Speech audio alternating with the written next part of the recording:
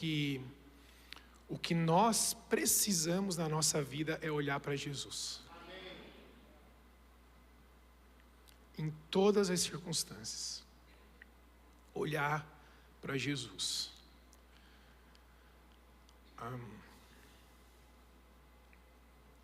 Nós não precisamos de mais dinheiro, mais reconhecimento. Não precisamos de mais experiências.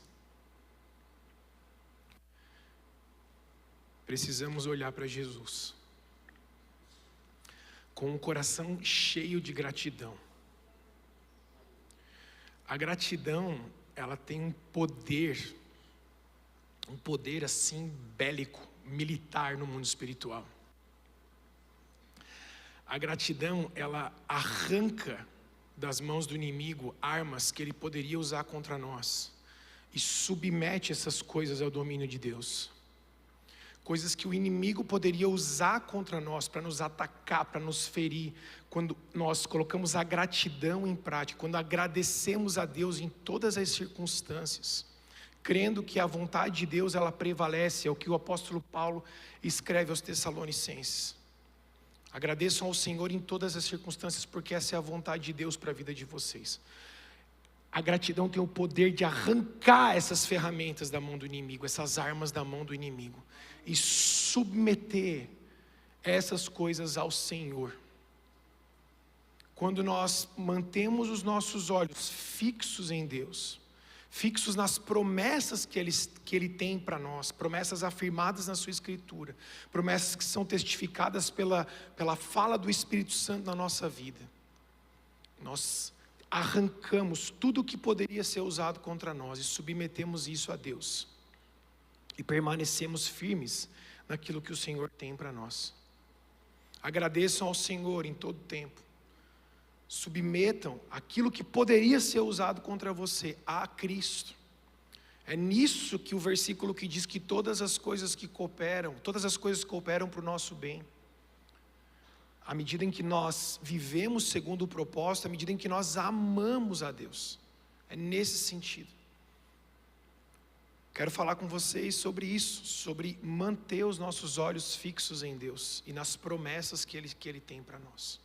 É claro, irmãos, que nós vamos enfrentar medo, ansiedade, angústia, aflição, problemas. Nós vamos enfrentar essas coisas. E essas coisas elas vêm para tentar nos distrair. Elas vêm para tentar roubar o nosso olhar, roubar a nossa atenção e fazer com que a nossa atenção se volte para coisas inferiores. Nós nos distraímos com essas coisas e então os nossos olhos se voltam para coisas inferiores. Nós tentamos nos apegar a essas coisas que são inferiores, que é muitas vezes a segurança que nós achamos que encontramos no dinheiro, numa casa melhor, num planejamento melhor, seja o que for. São coisas inferiores comparadas à ação de Deus em mim, uma vez que os meus olhos estão fixos nele. Isso acontece muito. O medo é tão ruim quanto a cobiça, por exemplo. O medo é tão ruim quanto a mentira. A ansiedade é tão ruim como a cobiça desenfreada. Porque elas nos distraem. Elas tiram o nosso olhar de Deus e fazem com que os nossos olhos se voltem para coisas muito menores que Deus, na busca de nos sentirmos seguros. Quando Jesus prega o Sermão do Monte, entre muitas coisas maravilhosas que Jesus prega nesse sermão, uma das coisas que ele diz é que aonde está o nosso coração, ali está o nosso tesouro. Aonde está o nosso coração? Aquilo pelo que nós mais ansiamos, aquilo pelo qual nós mais temos expectativa, ali está o nosso tesouro. Então quando os meus olhos, o meu olhar, a minha expectativa, o meu coração, ele se distrai com coisas pequenas, eu começo a valorizar as coisas pequenas em detrimento de Deus, que é quem me dá tudo e quem me sustenta. No final das contas, queridos, tudo que nós temos é o Senhor. Ele é dono da nossa vida, dono do nosso destino. É tudo dele.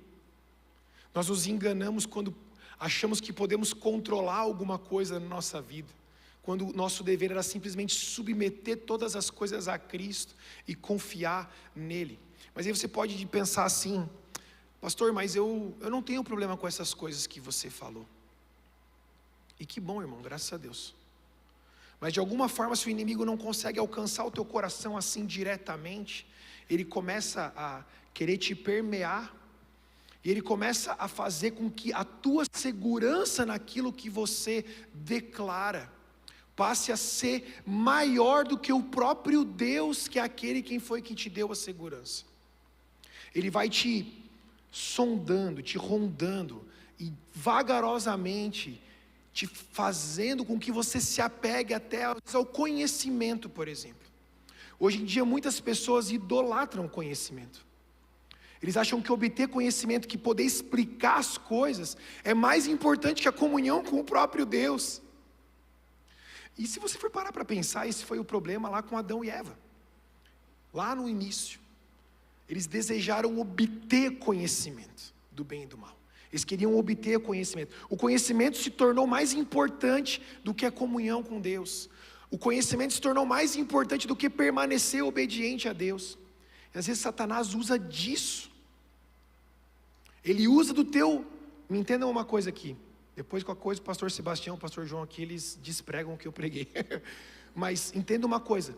Às vezes Satanás usa o teu conhecimento bíblico contra você, porque o conhecimento bíblico, simplesmente pela informação, pelo conteúdo, pela letra, não transforma ninguém. A palavra é viva, a palavra é eficaz quando há comunhão com o Espírito que foi aquele que inspirou essa palavra. É sim possível você ler a Bíblia simplesmente como informação.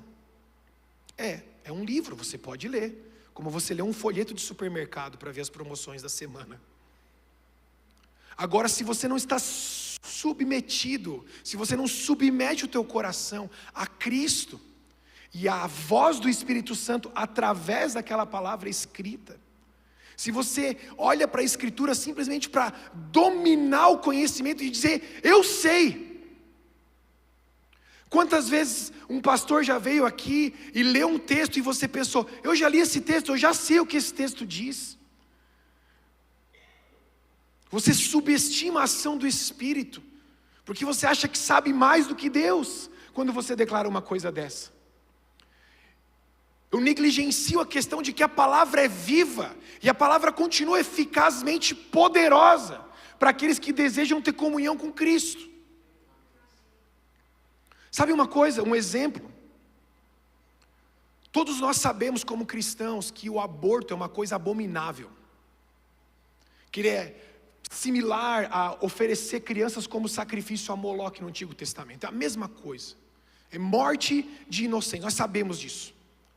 Mas às vezes na ânsia de defender a nossa posição, nós saímos debaixo da ação do Espírito e passamos a defender uma coisa que foi dita pelo Espírito por mim mesmo.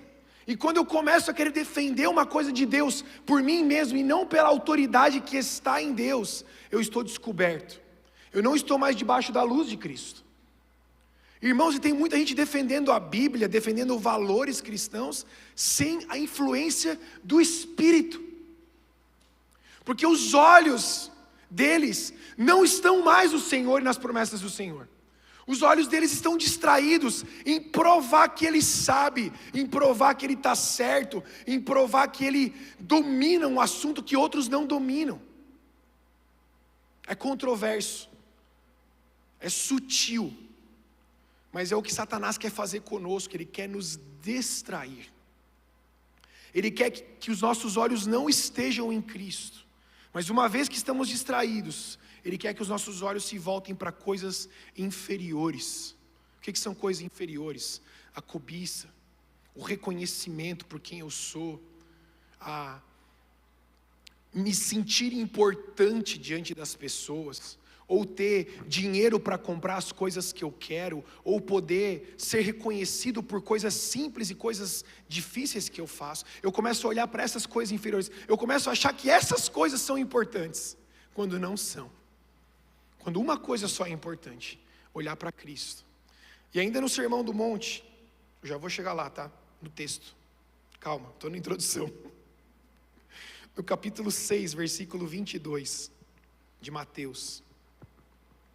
O Senhor diz: os olhos são a candeia do corpo. Se os seus olhos forem bons, todo o seu corpo será cheio de luz.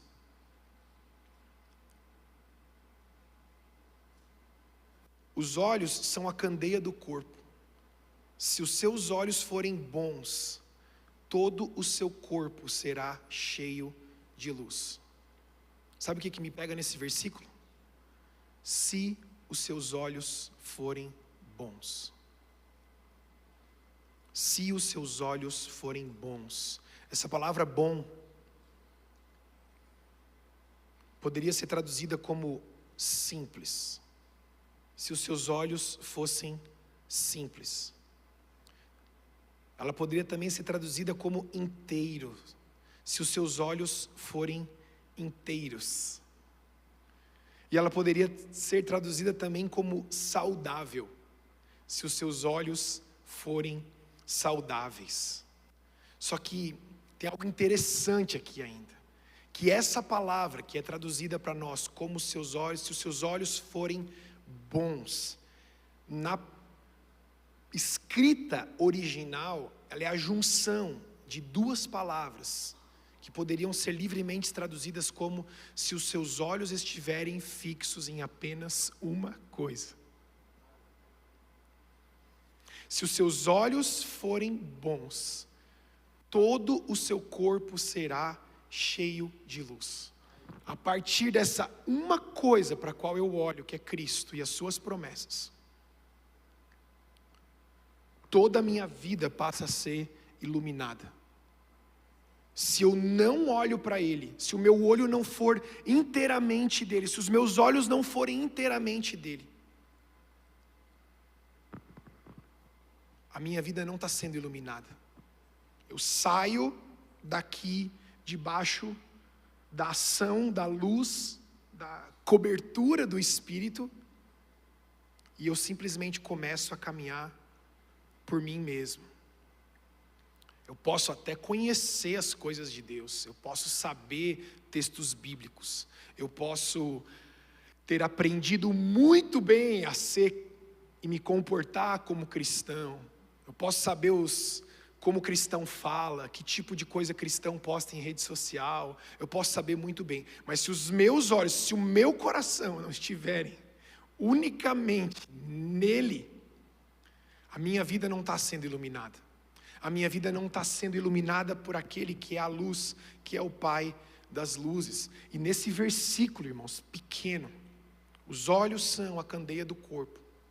Se os seus olhos forem bons, todo o teu corpo será cheio de luz. Tem algo muito poderoso aqui. Tem algo muito poderoso aqui. Porque o nosso olhar, ele tem algo. O olhar carrega a essência, não é? Uma coisa, Deus fez desse jeito. Você olha para a mão de uma pessoa, beleza, é a mão. Você olha para o pé, é o pé, olha o cabelo, ou falta de cabelo, é a orelha.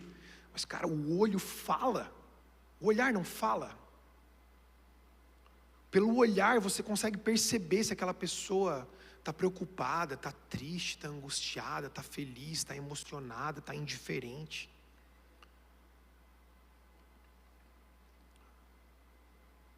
Pare para pensar um pouquinho. Aonde estão os teus olhos? O que ocupam os teus olhos durante o teu dia?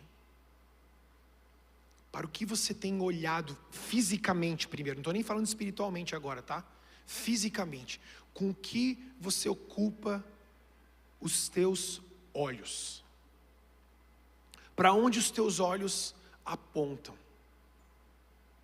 Pensa um pouquinho sobre isso. Quanto tempo, fisicamente falando, os teus olhos eles estão voltados para coisas que são saudáveis? Lembra que uma tradução do bom é saudável também? Para coisas saudáveis. E quanto tempo do teu dia, enquanto os teus olhos estão abertos, eles estão olhando para coisas que não são saudáveis? Essa é uma primeira reflexão simples sobre o olhar.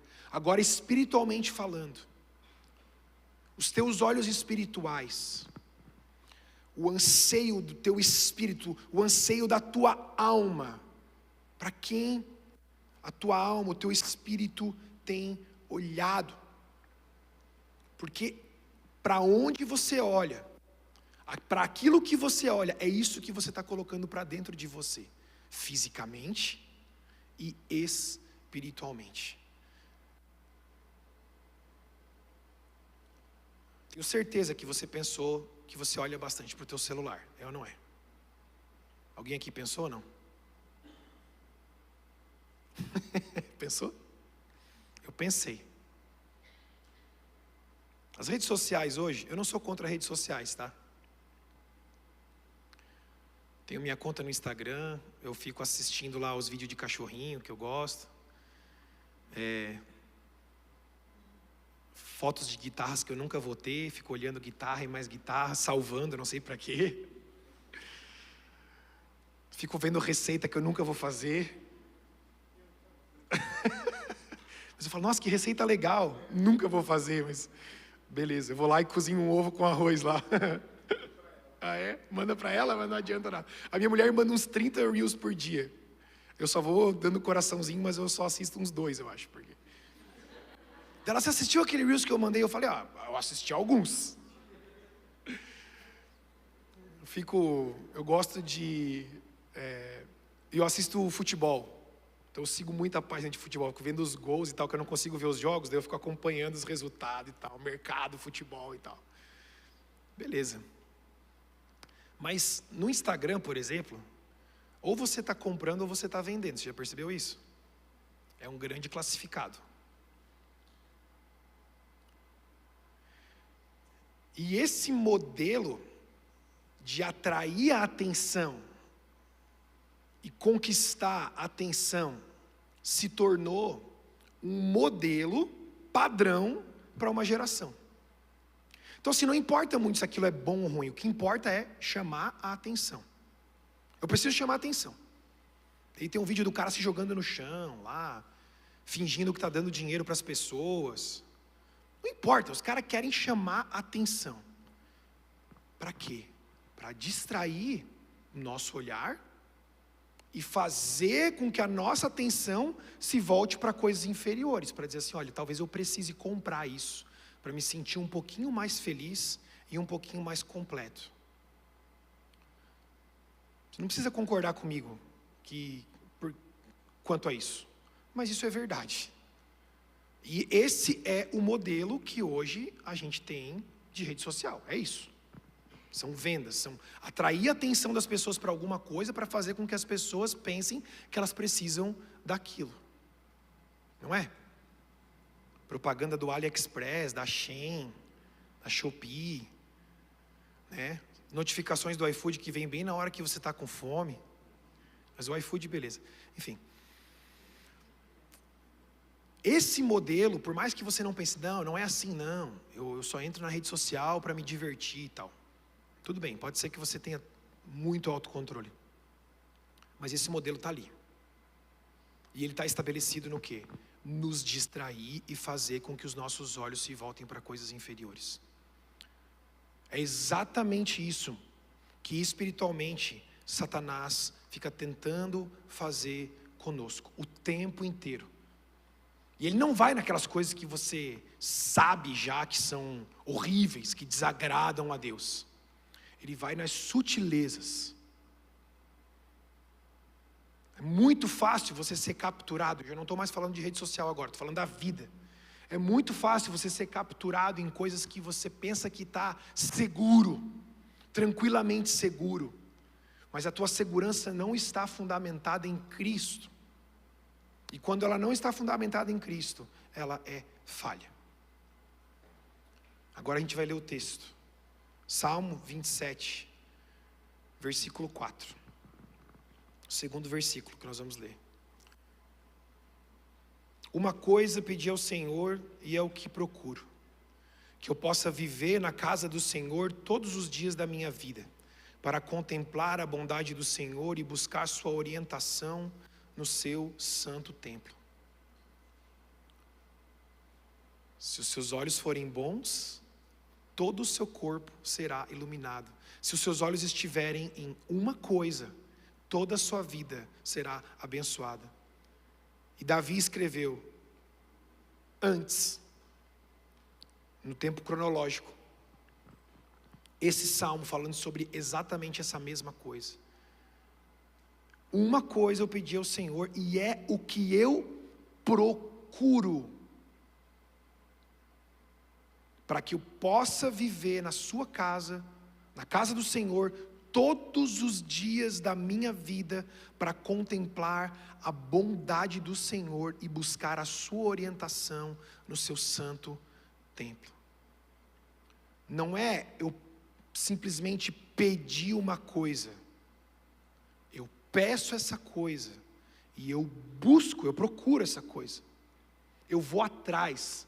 As minhas ações acompanham o meu desejo. O apóstolo Paulo, quando escreve para Colossenses, capítulo 3, ele fala: uma vez que vocês ressuscitaram com Cristo, busquem as coisas que estão no alto, aonde Jesus Cristo está assentado diante de Deus Pai. Mantenham os pensamentos de vocês nas coisas do alto. Não é só uma vontade, não é só um desejo. As minhas ações, elas vão na direção daquilo que eu desejo. Eu quero olhar para Cristo e eu vou eliminando tudo aquilo que pode me impedir de manter os meus olhos fixos em Cristo.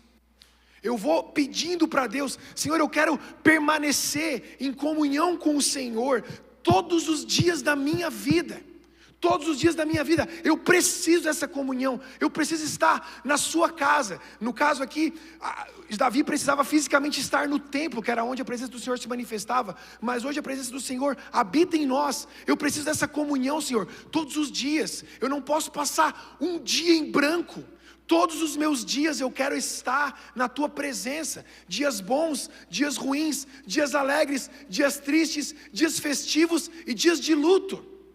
Todos os dias, e eu preciso, Senhor, da tua instrução para mim. Os meus olhos estão em Cristo, é dele que eu preciso. Eu peço para o Senhor e eu vou atrás disso. Irmãos, eu fico pensando o seguinte: quando foi a última vez que você intencionalmente abriu mão de algumas coisas para poder focar mais em Deus? Eu fico maluco com umas coisas, porque quando a gente entra numa faculdade, a gente para tudo por causa da faculdade, não é? Adoro fazer casamento, mas eu fico bravo com alguns jovens da igreja, porque quando eles começam a se preparar para o casamento, parece que não existe nenhuma outra coisa na vida deles, é só o casamento. Para tudo por causa do casamento. E muitas outras coisas, por aí vai. Começa a trabalhar, um emprego bom, para com tudo, porque daí o foco é o trabalho. Vamos falar de outras coisas. Nasceu uma criança, nasceu um filho, para tudo a vida, agora a vida é o filho. São todas coisas nobres, irmãos, todas coisas boas, não são coisas ruins. Mas quando foi a última vez que você pensou assim: eu preciso tirar isso daqui da minha vida de uma vez, porque o meu olhar precisa estar em Cristo? Quantas vezes você parou para pensar assim, intencionalmente: eu preciso gastar mais tempo com Deus, e eu vou fazer isso, eu vou me esforçar, eu vou procurar, eu vou desejar com as minhas ações, com tudo que eu sou, tudo que eu tenho, estar com Deus, estar em comunhão com Deus, todos os dias. A impressão que me dá, eu posso estar enganado, porque aqui é uma igreja maravilhosa, não fisicamente, espiritualmente é uma igreja maravilhosa, a presença do Senhor está aqui, mas raramente eu vejo pessoas fazendo o que eu acabei de dizer, intencionalmente abrindo mão de atividades, de ocupações, de lazer, Não sou contra lazer, não sou contra atividades. Inclusive eu sou muito a favor de atividades. Mas se essas atividades não estiverem debaixo dessa uma coisa, entenda isso. Se essas atividades não estiverem embaixo dessa uma coisa, elas são distrações. Amém? Amém. Tudo isso me faz lembrar de duas pessoas. E aí agora é o texto da mensagem mesmo, Lucas capítulo 2. Tudo isso era introdução, irmãos. Até que hora que eu posso ir, pastor?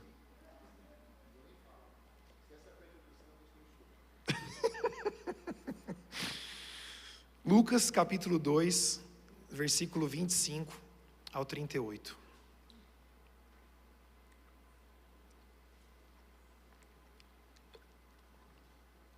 Fala de duas pessoas, Simeão e Ana. É o único texto na Bíblia que esse Simeão aqui aparece. É o único. É o que nós vamos ler agora. Lucas capítulo 2, versículo 25 ao 38. Havia em Jerusalém um homem chamado Simeão, que era justo e piedoso, e que esperava a consolação de Israel, e o Espírito Santo estava sobre ele. Fora-lhe revelado pelo Espírito Santo que ele não morreria antes de ver o Cristo do Senhor.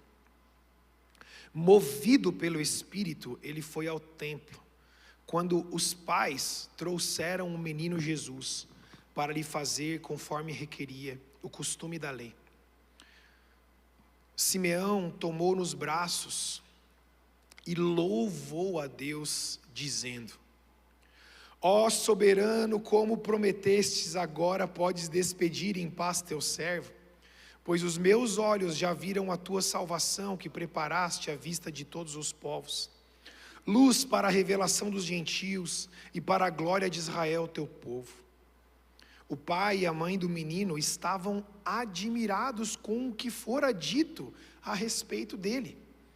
E Simeão os abençoou e disse a Maria, mãe de Jesus: este menino está destinado a causar a queda e o soerguimento de muitos em Israel, e a ser um sinal de contradição, de modo que o pensamento de muitos corações será revelado.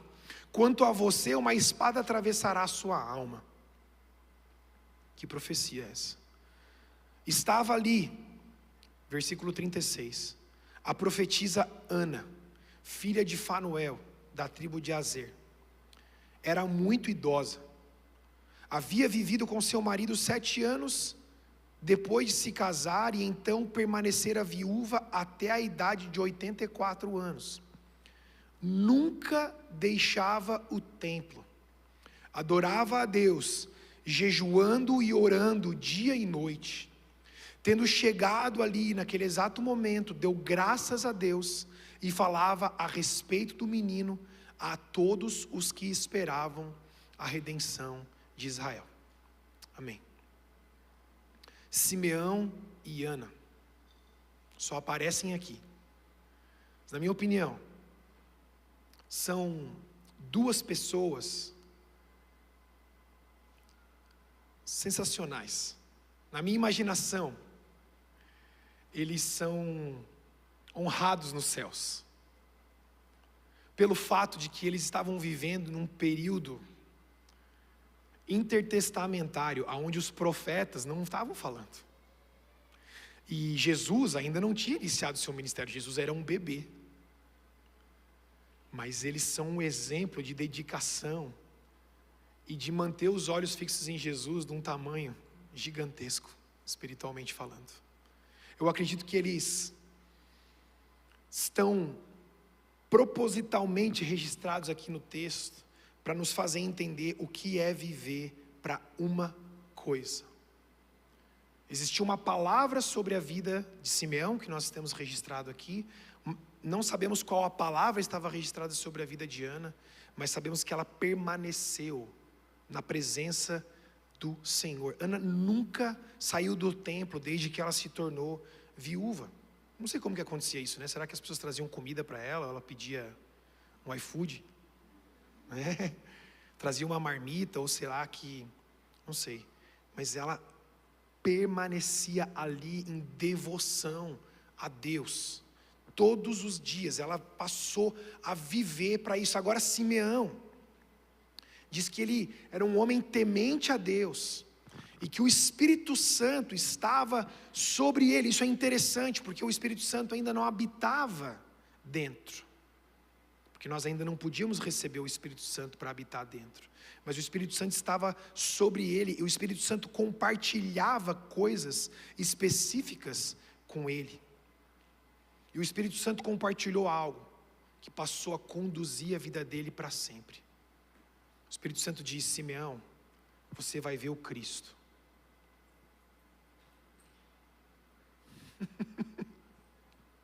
E ele passou a viver para isso, para ver Cristo. Eu gosto de imaginar,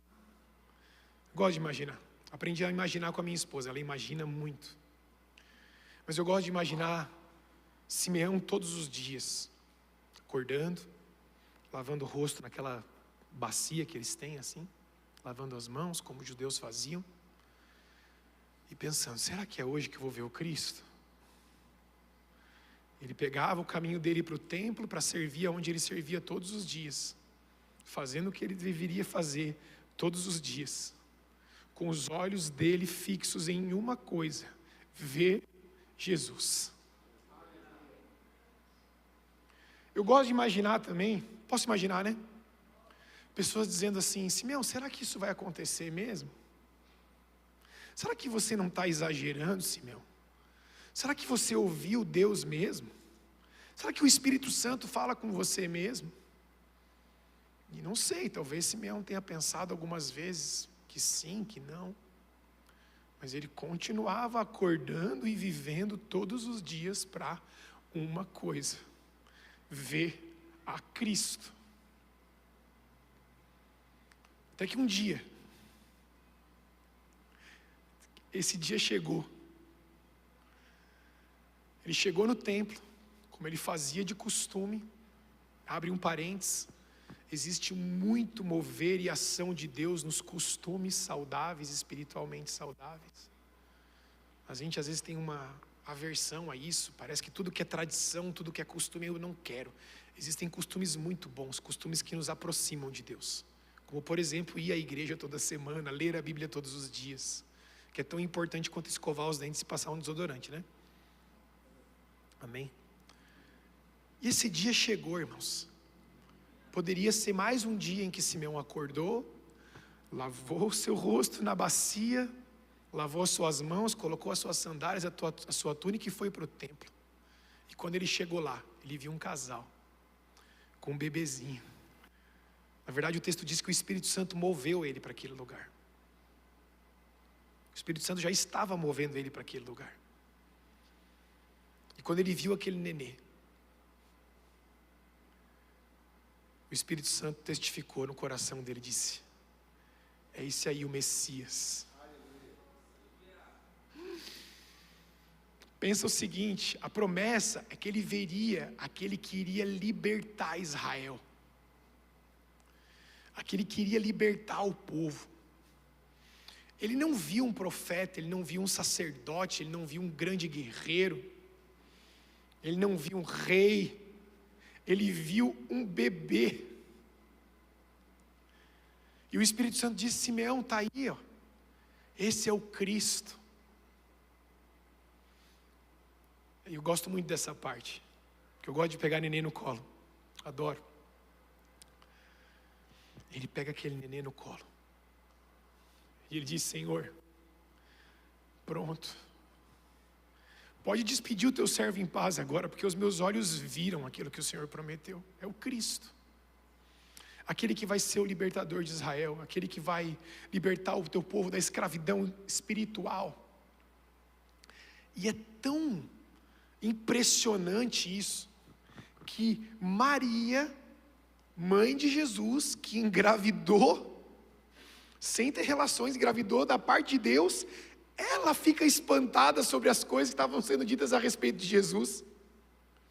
O texto diz que ela ficou impressionada com as coisas que aquele homem estava falando. E aí, como profeta que Simeão era, debaixo da ação do Espírito Santo, ele profetiza sobre aquela mulher. Maria, que era mãe de Jesus, que teve um filho concebido pelo poder de Deus, não percebeu da forma que Simeão ouviu de Deus que aquele era o Messias. Está entendendo o que eu estou querendo dizer? Irmãos, eu creio o seguinte: quando nós mantemos os nossos olhos em Cristo, nessa uma coisa, a gente passa a perceber as coisas espirituais de uma outra forma. Enquanto para outras pessoas parece que nada está acontecendo, para aqueles que estão com os olhos em Cristo, eles percebem as coisas espirituais que estão acontecendo. Vou dizer de novo: quando os nossos olhos estão fixos nessa uma coisa que é Cristo, na promessa de ver Cristo, nós percebemos coisas espirituais,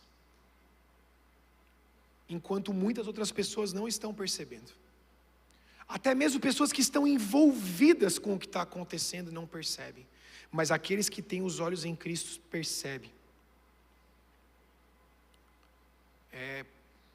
Sabe esses esquadrões de elite do exército? Como é que chama esses caras do exército americano lá? SEALs, que são os caras os caras passam por treinamentos e treinamentos e treinamentos, treinamentos de resistência, de inteligência, de resposta, de reflexo. Eles vão sendo treinados, eles vão abrindo mão da própria vida para o propósito de se tornar um cara do esquadrão de elite. Uma vez eu vi um cara desse numa entrevista, e ele estava contando o seguinte: foram os caras que eram do esquadrão que foi enviado para prender o Osama Bin Laden lá. Vocês sabem quem que é o Osama Bin Laden? Já passou, é antigo, né? Já faz tempo, né? Enfim. Ele fala o seguinte: quando esse cara que é um SEAL, ele está numa missão, o foco dele na missão é tão grande, que é como se ele pudesse enxergar 360 graus. Ele está ali na posição, às vezes espera horas e horas e horas e horas na mesma posição, esperando um comando, esperando alguma coisa. E ele testemunhou que ele consegue perceber o vento nas folhas, consegue perceber uma cortina numa janela distante sendo balançada. Quando os nossos olhos estão em Cristo, o Senhor vai nos levando para esse esquadrão de elite do Espírito. A gente começa a perceber coisas no Espírito, coisas que Deus está fazendo, que obviamente, irmãos, eu não estou espiritualizando aqui, tá? Qualquer coisa, abri a água, derramou água, nosso Senhor derramou água em mim aqui agora. Não é isso. Não é espiritualizar tudo, mas entender quando as coisas são espirituais. É diferente. É bem diferente. Gente que espiritualiza tudo, às vezes é até um pouco de tolice. Uma pessoa rasa, superficial, porque daí na ânsia de ser espiritual, ela espiritualiza tudo. Sabe? Deu uma topada na cama de manhã, o inimigo quer me derrubar. Sei lá. Não é isso. Tá? É perceber as coisas que realmente são de Deus. Entender quando Deus está falando, quando Deus está cumprindo, quando Deus está fazendo. Enquanto outros não estão percebendo. Mas porque há um foco. E a partir desse foco, existe um propósito que segue esse foco, que é Cristo. Então tudo que eu faço, a minha vida, o meu acordar, o meu dormir, o meu trabalhar, seja onde for, a minha convivência com a minha família, o meu ministério, tudo está debaixo de uma só coisa: manter os meus olhos em Cristo e viver para ver Jesus. Eu entendo de uma vez por todas que eu só existo para isso, para glorificar a Deus, para refletir a luz de Deus sobre mim. Mas eu só vou refletir a luz de Deus sobre mim se os meus olhos estiverem voltados para essa luz. E tudo que eu fizer estiver debaixo dessa luz. Dessa forma eu trago e trarei glória para Deus, sendo pai, sendo marido, sendo filho, sendo irmão, sendo pastor, sendo pedreiro, sendo padeiro, sendo engenheiro, sendo missionário, sendo professor,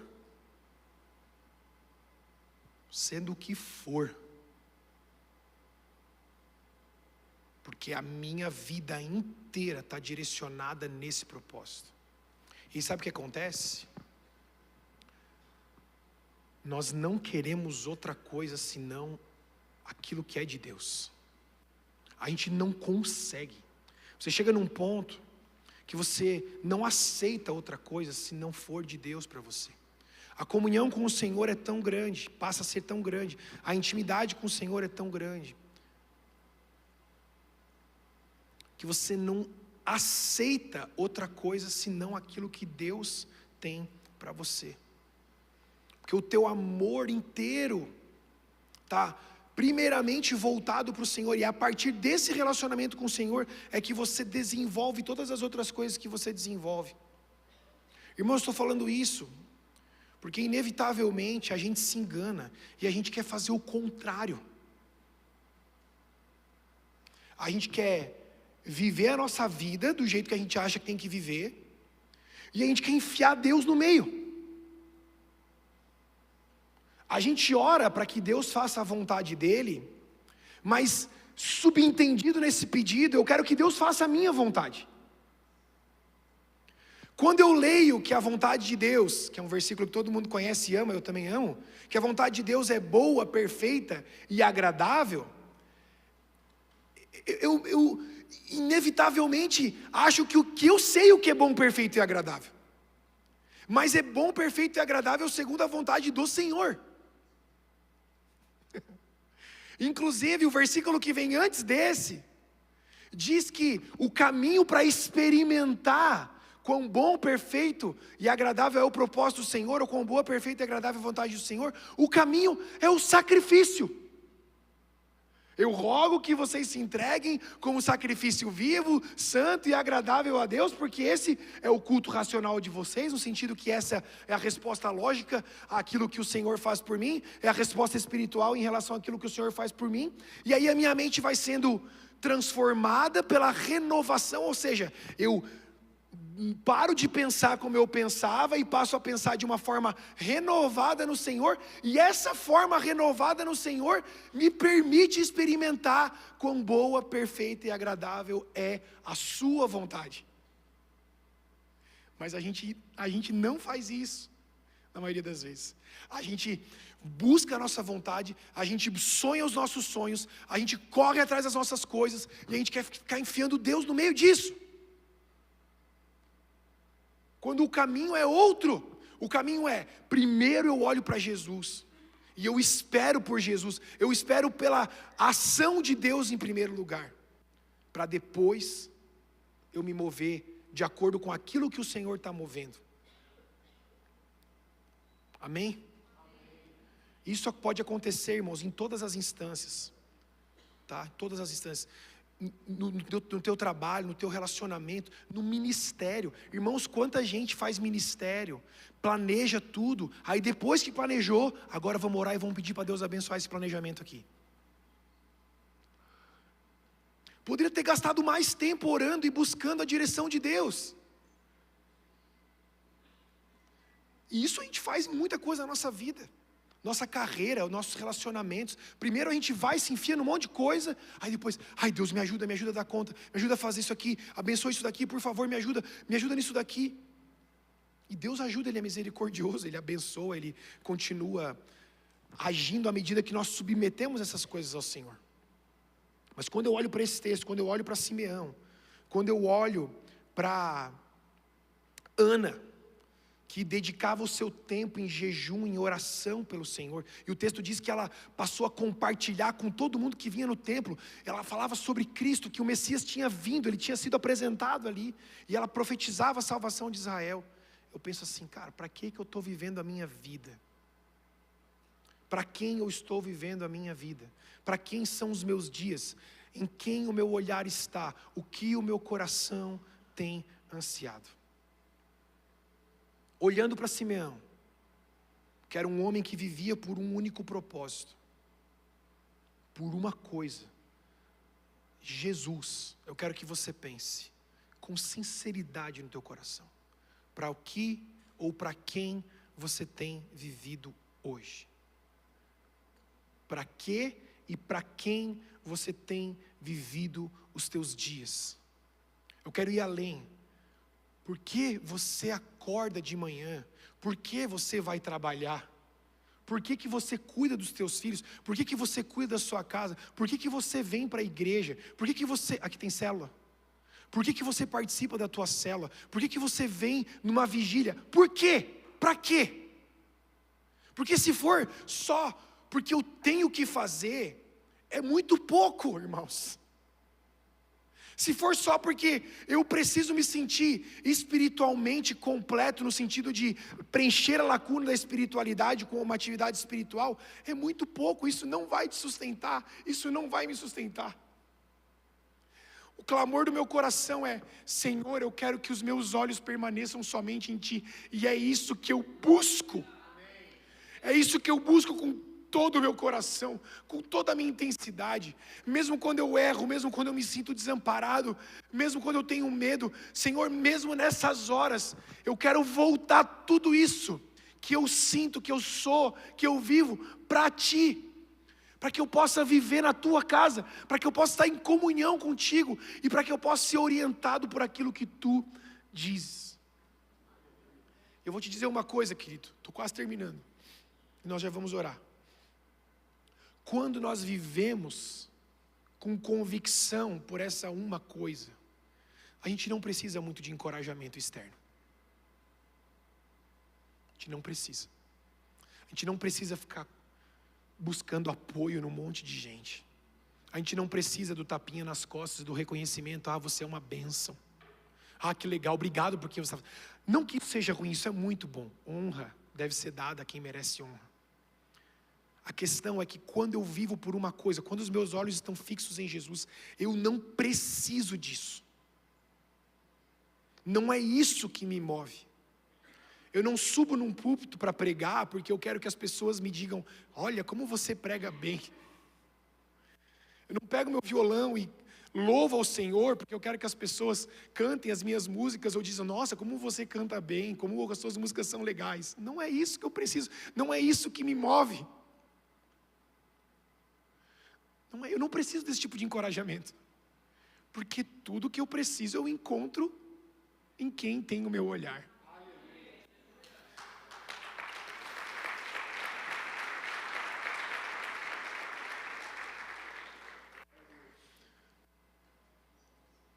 E isso está disponível para mim e para você todos os dias, sabe? Eu quero que você saia daqui incomodado, irmãos. Essa não é a palavra mais fácil de pregar, nem a palavra mais fácil de ouvir, mas eu quero que você saia daqui incomodado de verdade. Eu tenho a sensação que muitos de nós como cristãos, às vezes, a gente tem disponível um buffet livre de encorajamento, de unção, de poder, de glória, de graça, mas a gente nunca se serve. A gente permanece faminto. Esse buffet Pode ser um exemplo horrível, mas eu acredito que vai fazer você entender.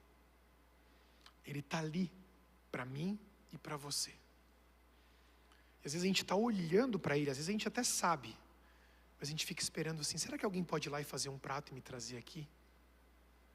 A gente fica esperando que outros façam aquilo que nós deveríamos fazer. Nós agimos como crianças no sentido da infantilidade, não no sentido da pureza. Até pouco tempo atrás eu tinha que ir no buffet e eu mesmo fazer o prato das minhas filhas, porque senão ia cair comida no chão, ia dar bagunça. Mas hoje elas se servem sozinhas.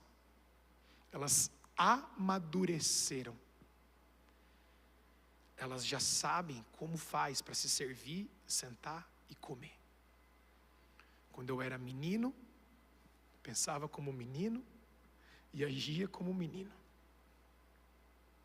Mas esse tempo passou. Agora eu cresci. Sou homem, sou adulto.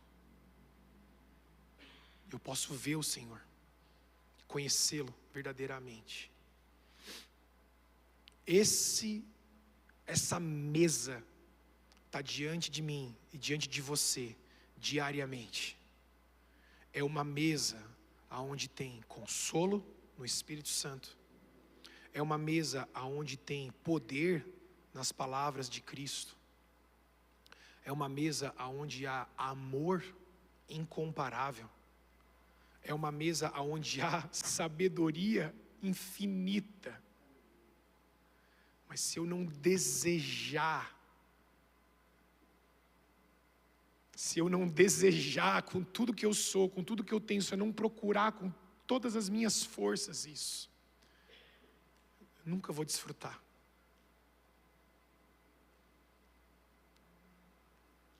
Aí eu fico tentando me satisfazer com outras coisas inferiores.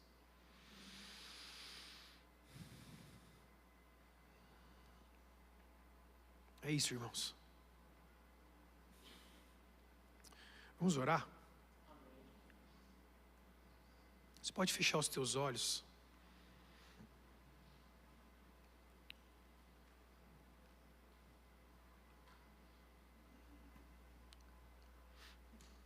Conversa com Jesus. Conversa com Jesus.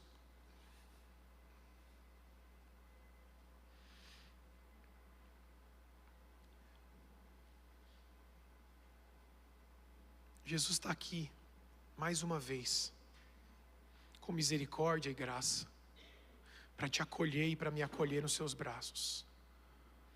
Uma vez que nós entendemos que Ele é quem Ele é. Uma vez que nós entendemos que nós precisamos colocar a nossa expectativa em ver a Cristo, a exemplo de Simeão, ver a Cristo. E a cada dia em que os nossos olhos estão em Cristo, nós vamos aprendendo com Ele, e vamos nos tornando cada vez mais satisfeitos nele. Nele, nessa uma coisa, nesse único propósito, a partir do qual toda a minha vida é direcionada e é regida. Conversa com Jesus.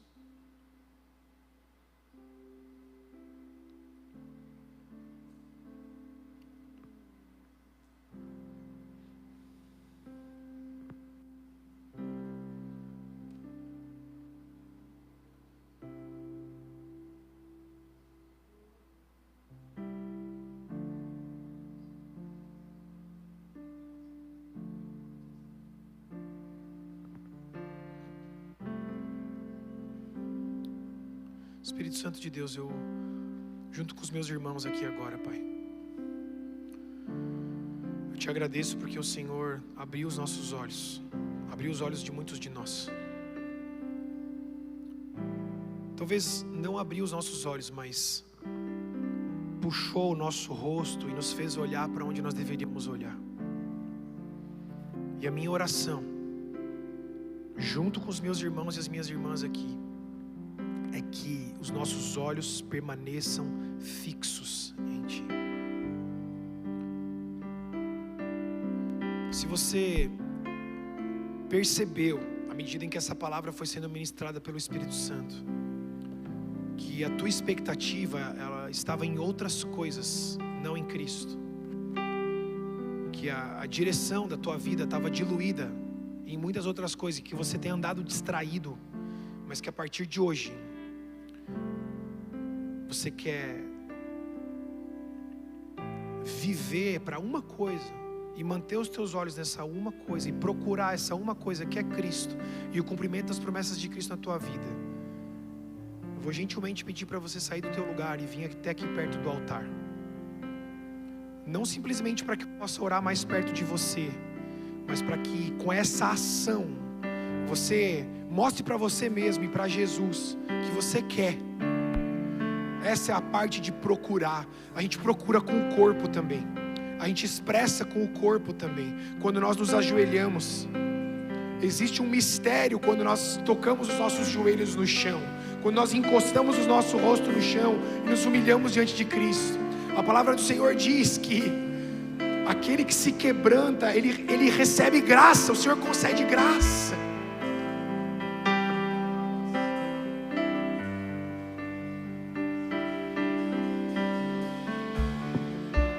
Agora, entrega para Jesus, fala: Jesus, eu não quero mais viver para mim mesmo, eu não quero olhar para o Senhor como uma ferramenta, eu não quero olhar para o Senhor como aquele que vai simplesmente abençoar os meus planos. Senhor, eu quero verdadeiramente entender quão boa, perfeita e agradável é a tua vontade, meu Deus.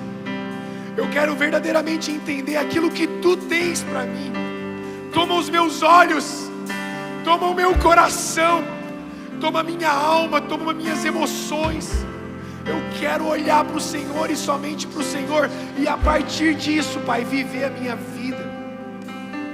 A partir disso, a partir de Cristo, eu quero, como Simeão, Senhor, viver na expectativa de ver a Cristo e ver o propósito do Senhor se cumprindo.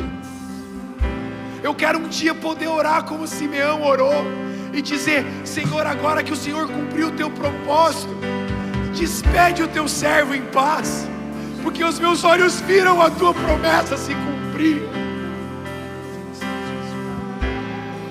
Senhor, eu quero te amar cada dia mais. Nós queremos te amar cada dia mais. Nós queremos, Senhor, prazerosamente abrir mão de coisas para poder viver mais com o Senhor, para poder ouvir a tua voz, para poder conviver mais com o Senhor. Aqui nesse lugar, Senhor, diante do teu altar, é isso que